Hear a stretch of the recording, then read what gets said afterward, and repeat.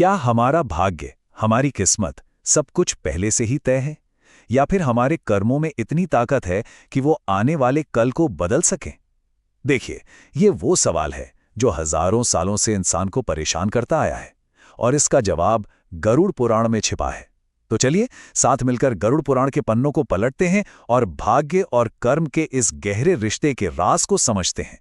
यही तो वो सबसे बड़ा सवाल है ना? क्या हम सब सिर्फ एक लिखी हुई कहानी के किरदार हैं, या फिर हमारे पास अपनी कहानी खुद लिखने की आजादी है? और जानते हैं, गरुड़ पुराण इस गुत्थी को एक बहुत ही दिलचस्प कहानी के जरिए सुलझाता है। तो ये कोई आम कहानी नहीं है। इसे खुद भगवान कृष्ण ने देवर्षि नारद को सुनाया था, ताकि इंसान भाग्य और कर्म की इस पहेली को समझ सके। और यही कहानी हमें उस जवाब के करीब ले जाएगी जिसे हम सब ढूंढ रहे हैं। कहानी शुरू होती है मगधपुरी के एक बहुत ही नेक राजा वीरधर से।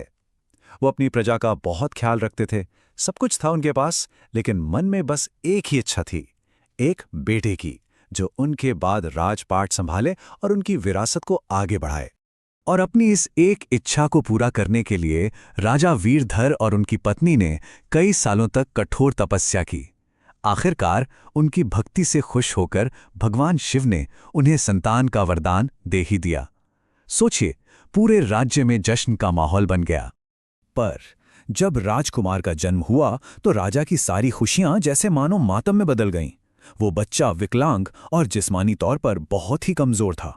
ये तो भगवान के वरदान के बिल्कुल उल्टा था, और राजा का दिल पूरी तरह टूट गया। इस दुख से परेशान होकर राजा वीरधर सीधा भगवान कृष्ण के पास पहुंचे। उन्होंने पूछा, हे प्रभु, मैंने इतनी पूजा की, इतने यज्ञ किए, फिर मेरे बेटे का ऐसा भाग्य क्यों? क्या ये सब पहले से ही लिखा हुआ था? उनका सवाल वही था जो हमारे मन में है। और यहीं से कहानी एक बहुत ही गहरा मोड़ लेती है।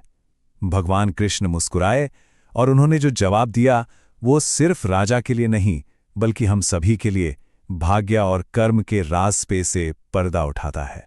कृष्ण ने राजा को समझाया कि देखो, राजकुमार की ये हालत उसके इस जन्म के कर्मों की वजह से नहीं है, बल्कि ये तो उसके पिछले जन्मों के कर्मों का फल है। उन्होंने बताया कि हर आत्मा को अपने पिछले कर्मों का हिसाब चुकाना ही पड़ता है। तो यहां पर बात बहुत दिलचस्प हो जाती है। कृष्ण के अनुसार भाग्य वो शुरुआती बिंदु है, वो हालात हैं जो हमें अपने पिछले कर्मों की वजह से मिलते हैं। लेकिन कर्म वो रास्ता है, वो असली शक्ति है जो हमें उस शुरुआती बिंदु से आगे ले जाकर नतीजा बदलने की ताकत देती है। और ये बात इसे कितनी खूबसूरती से समझाती है। कृष्ण कहते हैं, भाग्य एक पहिए के जैसा है जो कर्मों के आधार पर ही घूमता है। मतलब हमारे आज के कर्म ही वो ताकत हैं जो इस पहिए को घुमाते हैं, और यही हमारे कल की दिशा तय करते हैं।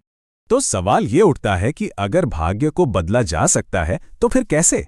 भगवान कृष्ण ने राजा वीरधर को सिर्फ ज्ञान नहीं दिया, बल्कि उन्होंने भाग्य को सुधारने के लिए 3 प्रैक्टिकल तरीके भी बताए।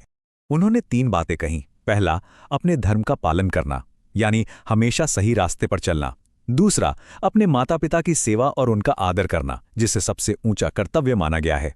और तीसरा, अहंकार का त्याग करना, क्योंकि अहंकार ही तो वो दुश्मन है जो इंसान को गलत कर्मों की तरफ ले जाता है। इन कर्मों से कोई भी अपने भाग्य को बेहतर बना सकता है। आखिर में इस पूरी बातचीत का जो सार है वो एक बहुत ही सीधी साधी लेकिन गहरी सच्चाई में छिपा है, जो हमारी रोज की जिंदगी पर भी लागू होती है। गरुड़ पुराण सिखाता है कि ये जो जिंदगी है ना, ये एक खेत की तरह है। हम जो भी कर्म करते हैं वो उन बीजों की तरह है जिन्हें हम इस खेत में बोते हैं। और ये तो सीधा सा हिसाब है, जैसा बीज बोया जाएगा फसल भी तो वैसे ही मिलेगी। अच्छे कर्मों का अच्छा फल और बुरे कर्मों का बुरा। तो भाग्य और कर्म 2 अलग अलग ताकतें नहीं हैं जो आपस में लड़ रही हों, बिल्कुल नहीं। असल में ये एक ही सिक्के के 2 पहलू हैं। इसे ऐसे समझिए, भाग्य वो जमीन है जो हमें मिली है, और कर्म वो मेहनत है जिससे हम उस जमीन पर अपनी फसल उगाते हैं। दोनों एक दूसरे से पूरी तरह जुड़े हुए हैं। तो आखिरी बात यह है, भाग्य हमें मौके जरूर देता है, लेकिन उन मौकों को कामयाबी में बदलना पूरी तरह से हमारे कर्मों और हमारी कोशिशों पर निर्भर करता है। तो असली सवाल ये नहीं है कि हमारा भाग्य क्या है। असली सवाल तो ये है कि आज हम सब अपने जीवन के खेत में कौन से बीज बो रहे हैं।